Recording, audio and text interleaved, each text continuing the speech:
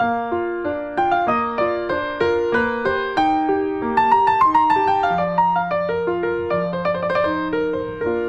les gens, c'est lundi, que lisez-vous? Ça y est, j'ai retrouvé mes marques, c'est bon, on est le bonjour, je suis au bon endroit. Bon, j'ai un petit peu plus qu'une semaine de lecture à vous présenter, on va dire une dizaine de jours. Et j'ai peut-être trouvé un système pour être un peu moins bégayante, hésitante et pertinente. Ou pas, mais voilà, je fais un truc à ma sauce et puis vous me direz si ça vous convient ou pas. Mais tout de suite, je vous présente en premier, pour changer un peu, le dernier livre que j'ai lu, puisque je l'ai terminé il y a à peu près un quart d'heure. Ça, je suis sûre de bien m'en souvenir. Il s'agit de Tabou, de Franck Andria, aux éditions Mijade. Alors, ben non, finalement, je me souviens pas de ce que je voulais vous dire. Faux! Ce livre... Pardon, je suis désolée. Ce livre traite de l'homosexualité. Il m'a pas mal dérangé, mais je crois que c'était le but et que finalement, si on se concentre sur le public auquel il s'adresse, à savoir un public plutôt jeunesse, adolescent, autour de 14-16 ans, il est plutôt bien fait. Je m'explique. On a 3 personnages principaux, dont un qui a un nom où j'ai beaucoup de mal à m'en souvenir, Reginald. On a Reginald, Philippe et Elsa, qui tour à tour vont nous parler de l'homosexualité de leur point de vue, suite au suicide de l'un de leurs camarades de classe et même meilleur ami, qui se prénomme Loïc, qui a donc laissé une lettre expliquant qu'il s'était tué parce qu'il ne supportait pas de vivre son homosexualité. Donc on est sur un sujet qui est très grave, et qui est traité avec un vocabulaire qui m'a particulièrement dérangée, à savoir très homophobe. Voilà. Ce livre traite vraiment de la question des ados qui peuvent se moquer entre eux des personnes homosexuelles, qui vont utiliser un vocabulaire très cru qui, pour moi, est tellement désuet, obsolète, qu'il me perturbe quand je le lis. Il y a des phrasés qui sont vraiment difficiles, je trouve, violents, et je crois que c'était le propos de l'auteur. On a donc l'un des meilleurs amis de Loïc qui ne sait pas comment réagir et qui réagit de façon très très agressive, avec véritablement des idées arrêtées, avec des parents qui ont les mêmes idées que lui. On a également donc Philippe, qui est un autre des amis de Loïc, qui va avoir une réflexion un petit peu plus tempérée, et on va comprendre au fur et à mesure pourquoi. Et on a Elsa, qui apporte un point de vue féminin sur cette histoire de mec, de tapette, de PD, de tarlouse, de machin. Et ce qui est pas mal aussi, c'est qu'on a forcément le point de vue des parents, qui volontairement est très obtus. Je vous le dis, il n'y a pas vraiment d'ouverture, un petit peu par rapport à un proche de la famille qui heureusement va apporter une ouverture sur le récit, mais on est quand même sur quelque chose de très renfermé, et voilà, ouverture d'esprit dans ce bouquin, pas trop. Mais cependant intéressant parce que justement, le premier personnage, donc Reginald, petit à petit, à force de discussion avec sa famille, avec ses amis, avec cette fameuse Elsa, va faire preuve d'une relative ouverture d'esprit. Je pense que ce livre a été écrit pour déranger, et si tel est le cas, c'est réussi. En tant qu'adulte, je n'ai pas été subjuguée ni par la façon dont il était écrit, puisque c'est très langage ado volontairement. Langage ado un peu vieilli parce qu'il date de 2003, donc ça a évolué depuis. Mais voilà, je pense qu'il y a quelque chose à faire avec ce roman en termes de discussion. Et il porte très très bien son nom, parce qu'on se rend compte à quel point c'est difficile d'en parler, quoi. Et moi je trouve ça terriblement dommage, mais du coup il a toute son utilité. Tout petit bémol, en termes d'écriture simplement, ou plutôt en termes de rappel, il semblerait que cet auteur, Franck Andria, a déjà écrit plusieurs romans avec les mêmes personnages, et donc il est fait allusion à certains épisodes, avec à chaque fois des notes de bas page qui dit pas pour comprendre, c'est pas écrit comme ça, mais se référer à tel ou tel ouvrage de l'auteur, quoi. Donc c'est un peu chiant, voilà, ça apporte pas grand chose au récit, et puis ça donne juste la frustration de ne pas avoir lu les autres avant, alors qu'en fait il n'y a pas de lien entre, c'est juste qu'il fait appel à des personnages qui sont déjà apparus dans d'autres de ses romans. Je vais vous présenter maintenant des petites séquences que j'ai tournées au fur et à mesure de mes lectures. Comme en ce moment j'ai du mal à me concentrer, j'arrive pas à faire une vidéo qui fasse 30 minutes à la suite, ou même 20 minutes, et j'ai beaucoup de mal, je m'en suis rendu compte, à vous parler correctement des livres que j'ai lus, qu'ils me plaisent ou non. Donc comme ça commençait un petit peu à me frustrer, je me suis dit comment je peux faire, et la meilleure des solutions, c'est tout simplement de vous tourner des séquences à chaque fois que j'ai terminé un livre. Un petit peu comme si je rédigeais ma chronique sur un blog littéraire au fur et à mesure. Donc là, je vous mets tout mes lectures de ces 10 derniers jours, on va dire, et puis je vous retrouve juste après. J'ai lu La théorie de la relativité de Barbara Auers-Attar. Le titre est bien évidemment emprunté à Einstein et s'explique parce que Dylan, le personnage principal de l'histoire, va récupérer un livre à la bibliothèque sur la théorie de la relativité, et il se trouve qu'il a plein de théories lui sur la vie, donc il va se lier de passion pour l'ouvrage de Einstein. La bibliothèque, c'est un endroit dans lequel Dylan passe beaucoup de temps, mais pas forcément pour les raisons qu'on croit. Il a été mis à la porte le jour de ses 16 ans par sa mère. On est dans une histoire avec un climat, un environnement compliqué, avec beaucoup de tensions. Un jeune garçon qui vit avec sa maman et ses 2 demi-frères dans une caravane avec des papas qui se succèdent, dans une misère qui est plus que palpable au niveau du récit. Et puis voilà, le jour de ses 16 ans, sa mère le fout dehors, on sait pas trop pourquoi, et à aucun moment on va trop comprendre pourquoi d'ailleurs, mais c'est le début d'une période très compliquée pour Dylan, puisqu'il va se retrouver à la rue, sans aucune ressource, sans aucun moyen de s'en sortir, sans la possibilité de revenir chez lui, contrairement à d'autres personnes qu'il va rencontrer qui, elles, ont choisi d'être dans la rue, qui ont fugué par exemple. Et on se rend compte que quelle que soit la raison pour laquelle on atterrit dans la rue, il n'empêche qu'il y a beaucoup de points communs entre toutes ces personnes en termes de souffrance et de relations avec la famille et notamment les parents.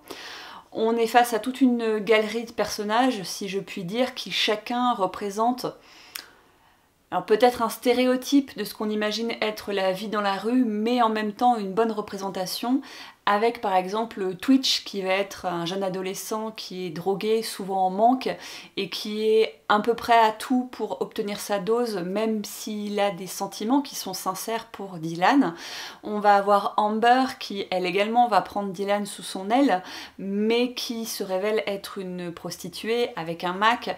Du coup, Dylan, avec tous ses a priori par rapport à la raison pour laquelle elle a pu en arriver là, va la rejeter, alors même qu'elle est là pour lui. Et Jenna, qui est plutôt un petit peu la petite fille de la bande, on sait pas trop comment elle atterrit ici. On a l'impression qu'elle fait un peu à caprice avant de se rendre compte que les raisons qui font qu'elle est partie de chez elle sont peut-être beaucoup plus compliquées que ça. Donc tous ces personnages en fait sont dans un environnement douloureux en termes d'émotions et doivent faire face à des personnes encore plus cruelles qu'elles-mêmes, avec des gangs, avec des notions de violence par rapport à des vols, par rapport à de la prostitution, par rapport à la drogue, et puis tout simplement voilà, le défilé de l'indifférence et de l'ignorance des gens. Certaines personnes vont tendre la main à Dylan et il va peut-être tenter de s'en sortir ou pas, mais c'est un livre qui est assez sombre pour un roman jeunesse. Moi je l'ai retrouvé relativement intéressant. Alors encore une fois, j'ai lu plus compliqué, j'ai lu plus lourd parce que voilà, les témoignages, il y a ce côté véracité qui fait toute la différence. Mais je pense que l'essentiel de ce qu'on peut imaginer est présent dans ce livre. Donc pour moi, ça reste une lecture importante que je regrette pas. Donc voilà, La théorie de la relativité, Barbara Auers-Attar, si jamais ça vous tente et que le sujet vous intéresse. Dans un tout autre genre, j'ai lu Brainless de Jérôme Noiret. Ce n'est pas du tout ce à quoi je m'attendais. Un quatrième de couverture qui me laisse imaginer une histoire de zombies. Alors déjà, je suis un petit peu très loin de ma zone de confort, là, rien qu'avec le mot zombie. Sauf qu'on parle pas de zombies, on parle de SCJH, le syndrome de coma homéostatique juvénile, à tes souhaits. Mais en fait, ce qui est super, non c'est pas super extraordinaire, waouh, mais que j'ai trouvé original, c'est qu'en fait, le titre n'est pas ce que vous pensez. Et ça, c'est bien.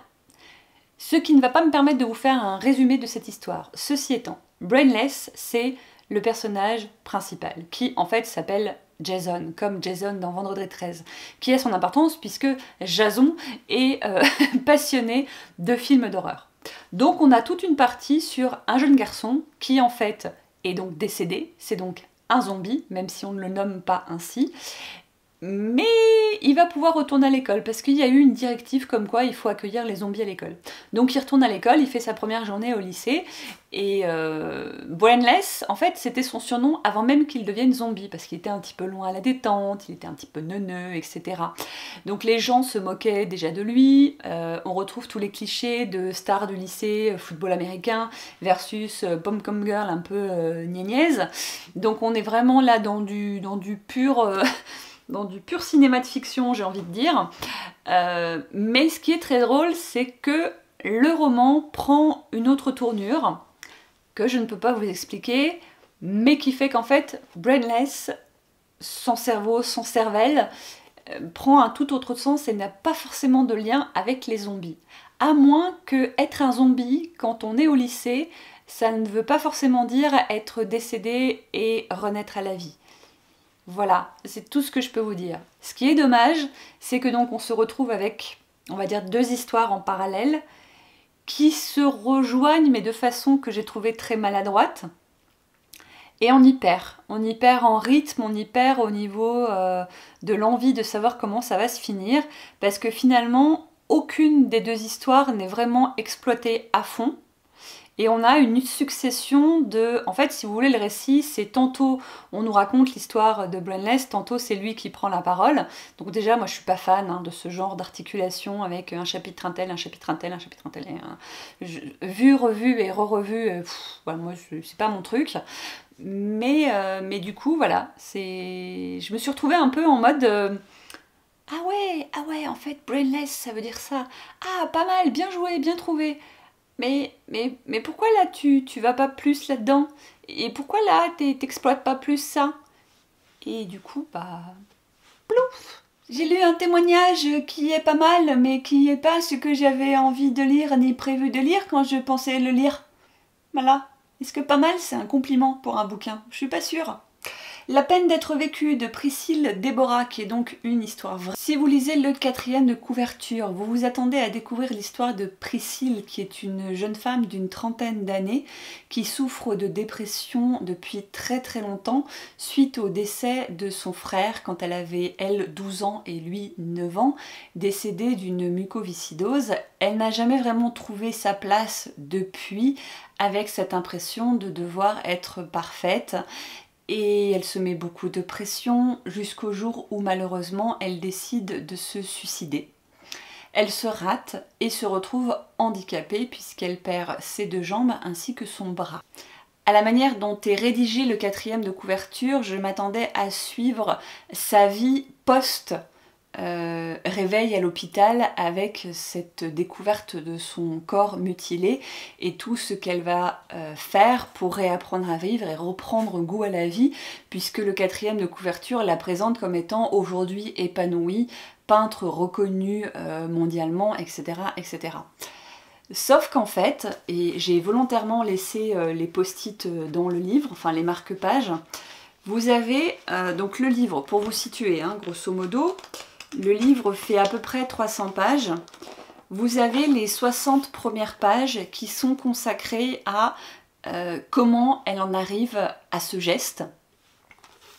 Vous avez toute une énorme partie au milieu, plus de la moitié du livre, qui est consacrée à ses souvenirs d'enfance et d'adolescence.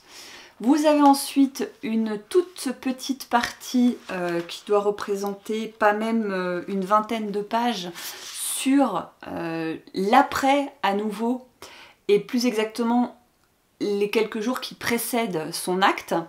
Et vous avez enfin une vingtaine de pages qui se passent carrément, pas 10 ans après, mais presque, où elle explique sa vie actuelle en fait. Et c'est très intéressant. c'est très intéressant parce qu'on comprend les mécanismes qui l'ont amené en fait à ce geste, mais moi j'étais dans l'optique de lire un livre sur comment elle s'en est sortie et pourquoi, et non pas, pardon, pourquoi elle en est arrivée là en fait. Je sais pas si vous comprenez. Encore une fois, les témoignages, c'est très compliqué de dire j'aime ou j'aime pas. On peut trouver que c'est plus ou moins bien écrit ou plus ou moins maladroit, mais on peut pas dire voilà, l'intrigue est pas intéressante, je me suis pas attachée au personnage. Enfin, c'est très difficile de parler des témoignages en fait. Mais en résumé, c'est un livre qui parle donc du pourquoi elle en est arrivée à devenir dépressive, à souffrir de dépression, je sais pas trop comment il faut le formuler, et non pas à comment elle s'en est sortie en fait. Et c'est pas ce que je voulais dire. Voilà, donc quand vous choisissez un roman pour un sujet et qu'en fait ce sujet est très peu abordé, vous êtes irrémédiablement déçu par votre lecture. Je sais pas si irrémédiablement était le bon mot, mais je suis très contente d'avoir réussi à le dire 2 fois à la suite. Le truc que je retiens quand même de cette lecture, c'est qu'elle évoque la difficulté pour une enfant de trouver sa place suite au décès, alors petit frère, petite sœur, grand frère, grande sœur, de trouver sa place quand les parents d'un seul coup sont complètement absents en fait. C'est-à-dire que elle est oubliée, on l'oublie, on la met dans un coin et on l'oublie. Donc à la fois elle fait tout ce qu'elle peut pour ne pas déranger et devenir totalement transparente, et à la fois elle fait tout ce qu'elle peut pour séduire ses parents et donc être parfaite en tout point. Ne pas faire de vagues, ne pas parler de ses émotions, ne pas faire de remarques, être parfaite à l'école, être parfaite dans ses relations aux autres, sourire tout le temps et ne plus exister au final, parce qu'à aucun moment elle n'exprime qui elle est. Elle va jusqu'à faire des études qui sont les études que son père a envie qu'elle fasse et non pas celles qu'elle rêve de faire.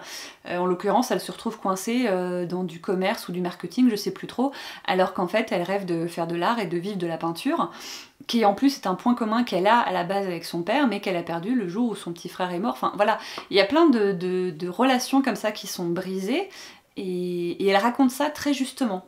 Donc ça reste un récit dans lequel j'ai appris des choses. J'ai lu une drôle de BD qui s'appelle Tamara Drew de Posy Simmonds, qui, si je ne dis pas de bêtises, est adaptée d'un roman. Bougez pas, je triche.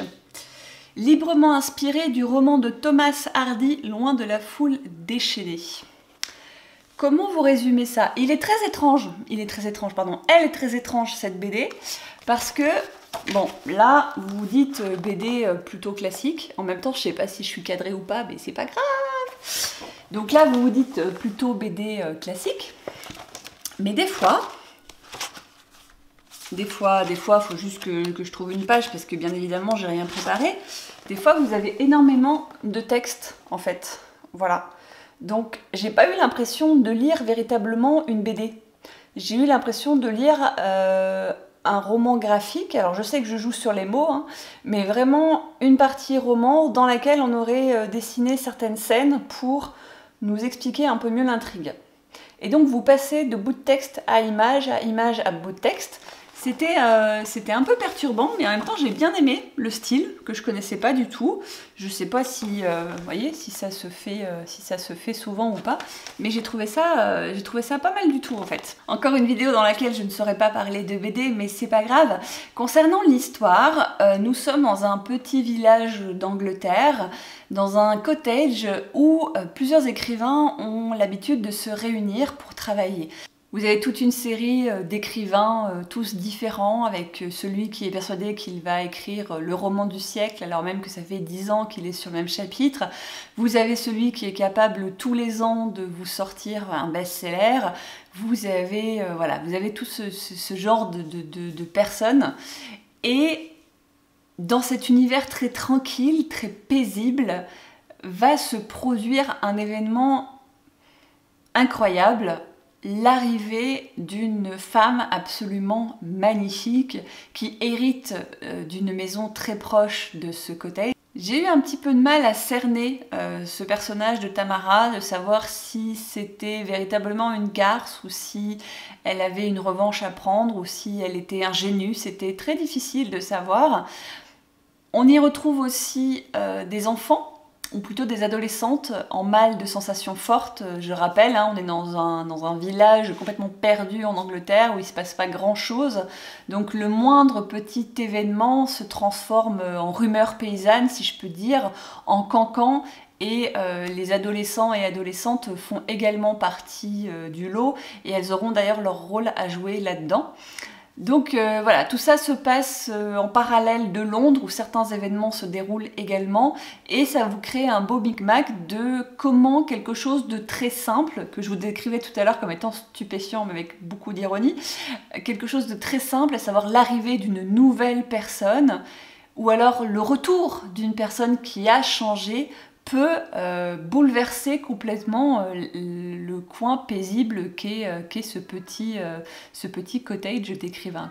Si je ne me trompe pas, je crois qu'il y a eu une adaptation cinématographique également, ou peut-être une série concernant cet ouvrage, il faudra que je vérifie, mais je ne vais pas forcément retenir grand-chose de l'histoire parce que finalement c'est quelque chose d'assez commun, une personne qui vient semer le trouble au sein d'un groupe d'amis ou d'un groupe de personnes, mais ce que j'ai bien aimé, c'était voilà, cette intégration moitié roman, moitié BD, avec finalement une mise en page qui était très travaillée. Certains livres ont beau être des classiques, on ne peut pas dire qu'ils vieillissent très bien. C'est le cas de Bernard Lantéric qui a écrit La Nuit des Enfants Rois, qui a fait lui aussi l'objet d'une adaptation avec un film qui s'appelle The Prodigies, que je n'ai pas vu. Et je ne sais pas si je vais le regarder. Je vais vérifier de quand il est, parce que s'il est aussi vieux que le livre, j'ai peur qu'il ait lui aussi très mal vieilli. Pourquoi très mal vieilli? Parce qu'on est dans l'univers de l'ordinateur. Alors quand vous avez des pages de description des ordinateurs dans les années 80, puisque ce livre a été écrit en 1981, il y a un peu de décalage. Du coup, on se retrouve en situation de science-fiction, alors qu'en fait, c'en est pas. C'est très drôle finalement. Si je vous raconte l'histoire, c'est mieux. Nous sommes face à Jimbo, qui est un informaticien plus que doué, sans doute un petit génie dans son domaine, qui travaille justement sur un programme de repérage des génies partout dans les États-Unis, grâce à un ordinateur. Et il se trouve qu'il découvre aux États-Unis 7 enfants, à l'époque âgés de 4-5 ans, qui sont en fait des ultra-supra-génies. Et il décide de les prendre sous son aile. Et il va les protéger pendant 10 ans, il ne se passe rien. Et le jour de leurs 15 ans, ils sont tous réunis. Et cette nuit-là, malheureusement, il va se passer quelque chose d'effroyable puisque ces enfants vont être agressés. Certains vont être battus, d'autres vont être violés. Tout ça, vous l'avez sur le 4e de couverture, donc je ne vous apprends rien qui soit phénoménal. Mais de cet événement, en fait, tout va changer puisqu'ils vont décider d'unir, on va dire, leur génie, leur puissance intellectuelle, mentale, pour détruire certaines choses ou pour réaliser de mauvaises actions qui vont aller de pire en pire jusqu'à... Voilà. Et en fait, ce bouquin est bien ficelé puisque on sent vraiment la tension monter. Malgré tout, il a plusieurs longueurs parce qu'il est question notamment de vol avec des cartes bleues ou alors de vol de biens immobiliers, etc.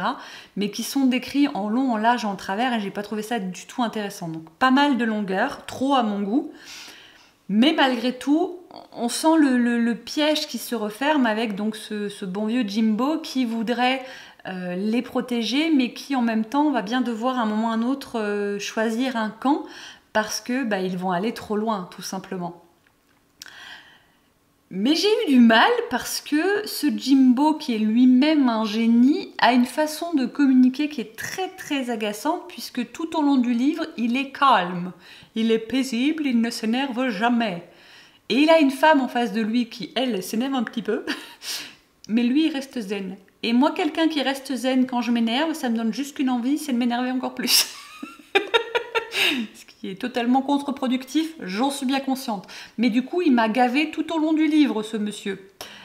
Donc voilà, donc entre les ordinateurs qui ont mal vieilli, les scènes un peu trop longues d'explication du pourquoi, du comment ils arrivent à voler, machin, patacouffin, plus, et ça malheureusement c'est le gros défaut du livre, une fin qui est bouclée en moins de 5 pages, ça me laisse un petit goût de... Je suis contente de l'avoir lu parce que ça me fait gagner des points à mon bingo, mais à part ça, je suis pas sûre de pouvoir vous le résumer encore d'ici 15 jours, 3 semaines. Bref, j'attaque, mais vraiment j'attaque, hein, parce que 3 pages. J'attaque Franck Tillier, La forêt des ombres. Je pense que ça peut être pas mal du tout, un petit huis clos avec un écrivain au fin fond d'une forêt, ça m'inspire bien, ça va être la bonne saison en plus. Je vais essayer là d'ici fin octobre de me faire des livres qui font un peu, vous savez, un peu peur, un peu version Halloween, tout ça. Je me ferai peut-être même une nuit Halloween, vous savez, en ne faisant que lire des bouquins du 31 au 1er. À moins que je ne participe à la nuit du NaNoWriMo, puisqu'au mois de novembre, le nano reprend. Je ne sais pas encore entre les deux, mon cœur balance, mais ça va dépendre encore une fois de mon état de fatigue, donc voilà. Je vous dis donc à lundi prochain. Ciao!